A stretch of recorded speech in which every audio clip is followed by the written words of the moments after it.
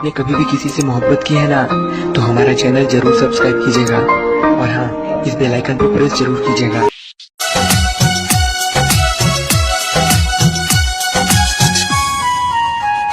तू केहू से प्यार कर अब गम न हमारा रहे। दादा तू केहू से प्यार कर अब गम न हमारा रहे। जवन दर्द दिले तू बारो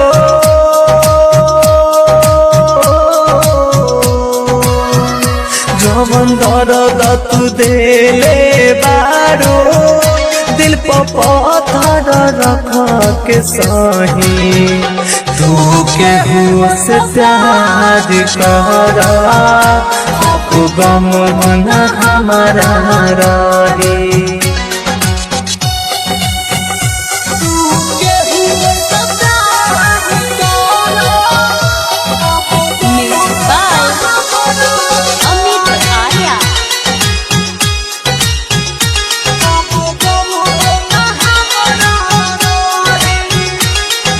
सोचता हो खबू रोवता हो खे लोराबा खूब बहाई।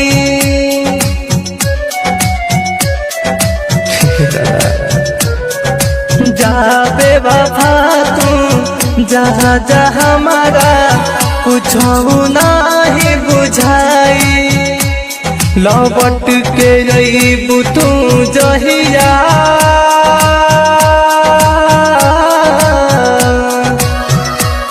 लौट के रही तू जहिया जरूरत हमारा न रही। तू केहू से प्यार कर अब गम न हमारा रही।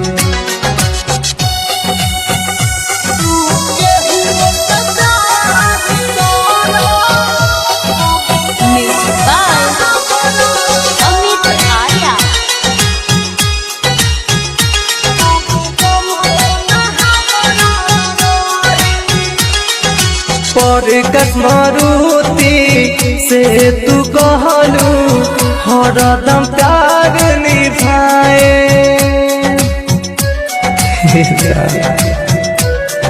हाँ प्यार के लिखल सब कहानी अपने हाथ मिटाए। तार प्रेम के पीर बन के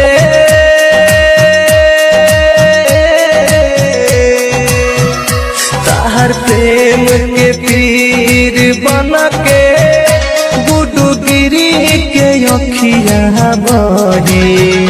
तू केहू के प्यार कर अब गम न हमारा रहे।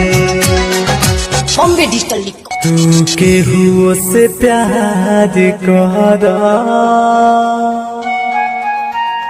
अब गम न हमारा रहे। दादा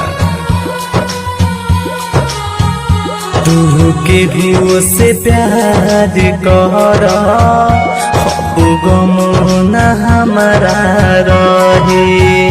जवन दर्द दिले तू बारो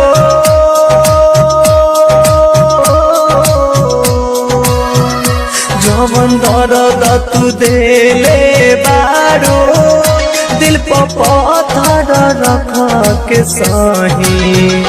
तू केहू से प्यार कर अब गम न हमारा रहे।